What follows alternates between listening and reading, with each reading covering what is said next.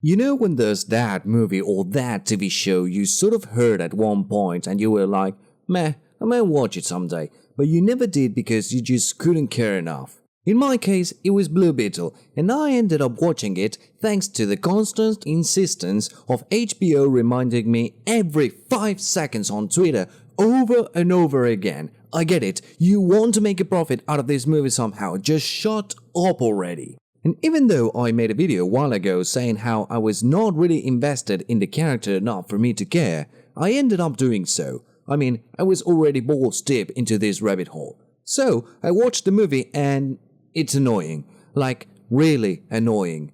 But disappointingly annoying. You see, even though I never grew with this character, I kind of liked the concept and potential, only for it to be ruined by a very recurrent topic in modern media nowadays.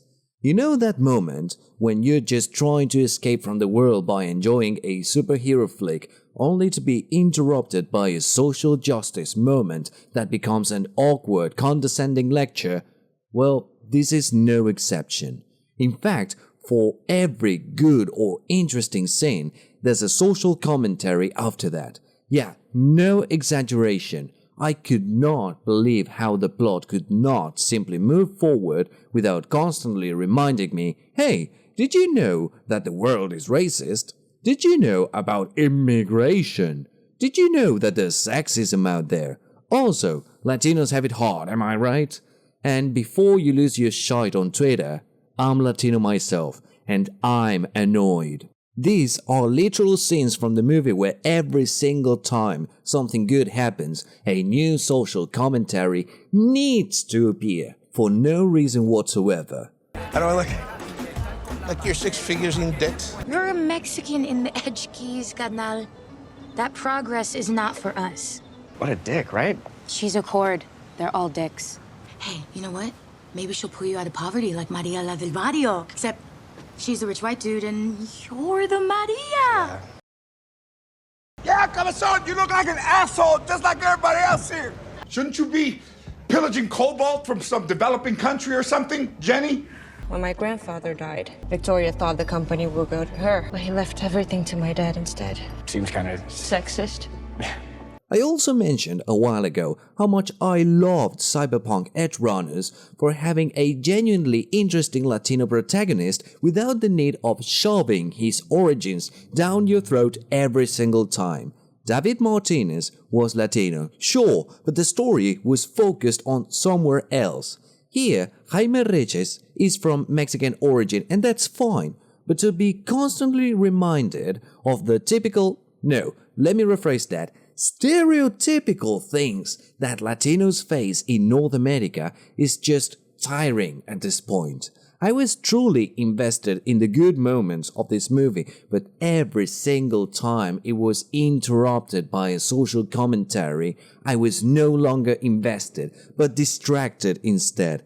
It feels so out of place. Oh, and there's a bunch of unnecessary comedy inserted in various moments. You thought Marvel had it rough?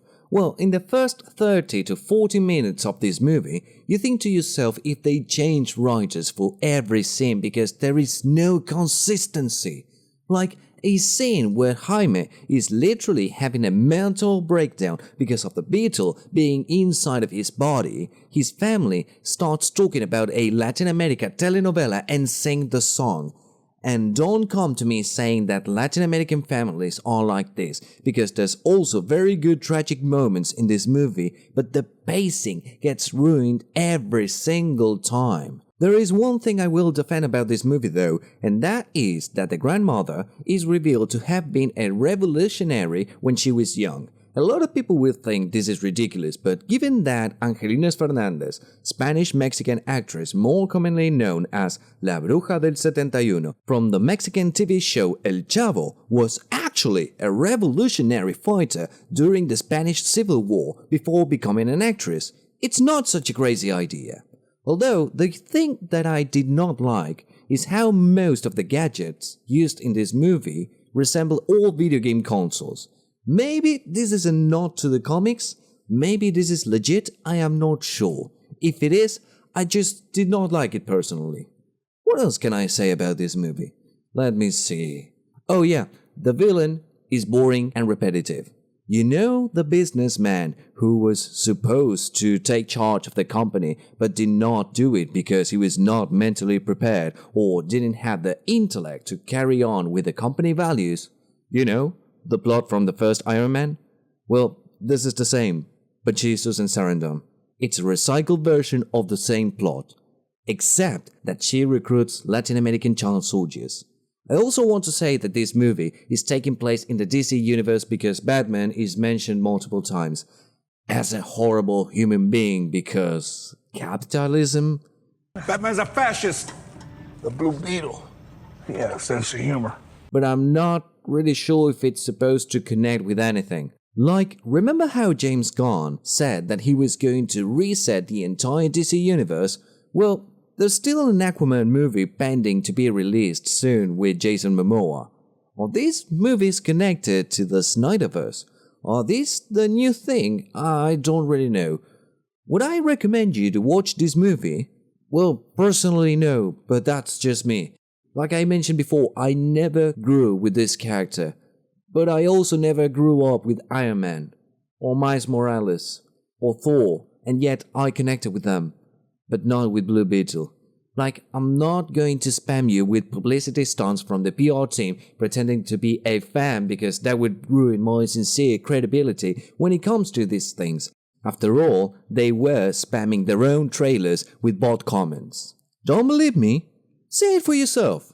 These screenshots are from when I made the first Blue Beetle trailer reaction. And I was astonished by how much they lacked self-awareness and did it without even modifying the messages in the slightest. It feels like they were desperate to make this movie work somehow. At the end of the day, the movie did some profit, but here's the thing. The only people who love this character are those who grew up with the animated DC Universe films. I have literally never met a single person who ever said, "Oh yeah, Blue Beetle is the best character in the universe, that's for sure." Maybe they exist, but I have never met them. If you are one of them, I don't mean to be disrespectful to your character, just to your movie, because it was condescending, terrible paced, basic and cringe. But you know the worst part? It had potential. Remember how I said earlier that there were very well executed moments? Well, the only reason this movie did not feel like a good movie was because of the interruptions with forced lectures. Take those away and the movie can become quite respectable. I'm not saying superhero movies aren't supposed to have social wellness messages for its audience. What I'm saying is that it should not feel as forced as it was here, nor should it feel like lecturing your audience. You know, the one that literally puts money in your pockets. Also, can we agree in a social justice commentary that Latinos come in different shapes and sizes and are not stereotyped like the ones shown with Jaime Reyes? It's like Hollywood cannot even fathom the idea of Latinos being otakus, metalheads, rich kids, intellectuals, scientists, or even middle-class families. It's always the same story of immigrants that listen to mariachi or cumbia and eat tacos, which is literally one of the first scenes of the movie. Also, can we have a Latino character that it's not Mexican, like maybe from Venezuela, Chile, Peru, Uruguay, Guatemala? Because last time I checked, there's plenty of Latin American countries that could use some representation without the need of basic stereotypes that do not define the majority of the population. But anyway, I ended up making a lecture while also criticizing them, so I became the very own thing I hate. So, instead of telling you my thoughts, I would rather read yours. Do you agree with me? Do you not? Also, did you watch the movie? Did you like it or not? Let me know in the comments because I read them as much as I can and I love to engage in as many conversations as possible. This has been Juano and as always, thank you for watching.